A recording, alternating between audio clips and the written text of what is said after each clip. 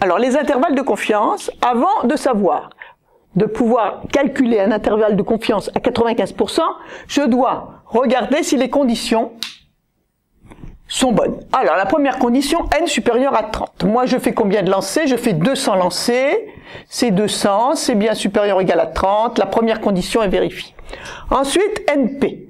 Alors combien vaut p? P, j'imagine que la pièce n'est pas truquée. Alors si la pièce n'est pas truquée, avoir pile, j'ai une chance sur 2. Donc ici, np vaut 200 fois 1,5, vaut 100. np est plus grand que 5. n fois 1 moins p. 200 fois 1 moins p, 1 moins 1,5, 100, supérieur à 5. Les trois conditions étant vérifiées, je peux dire que dans 95% des cas, p doit appartenir à f moins 1 sur racine de n, f plus 1 sur racine de n, quand f est la fréquence observée dans mon échantillon. Alors, p doit appartenir. La fréquence dans l'échantillon, j'ai 110 piles pour 200 lancers. Fréquence 110 sur 200. Moins 1 sur racine de n. 110 sur 200. Plus 1 sur racine de n.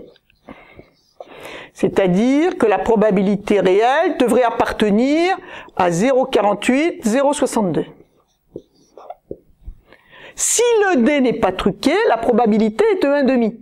1,5 c'est 0,5, c'est bien dans cet intervalle. Donc, j'ai bien, avec un intervalle de confiance de 95%, le D n'est pas truqué. Votre exercice à la maison maintenant. Donc, vous avez un D et vous voulez savoir s'il est pipé. Alors, pour cela, on va étudier l'événement pour ce D, obtenir un nombre, lors d'un lancer, obtenir un nombre strictement supérieur à 3. Donc, 4, 5 ou 6 en fait. Alors, on va utiliser un robot qui va lancer le dé 10 000 fois. Le robot, il sort 5150 fois un nombre strictement supérieur à 3. Et annonce, le dé est pipé. Montrez qu'il a raison.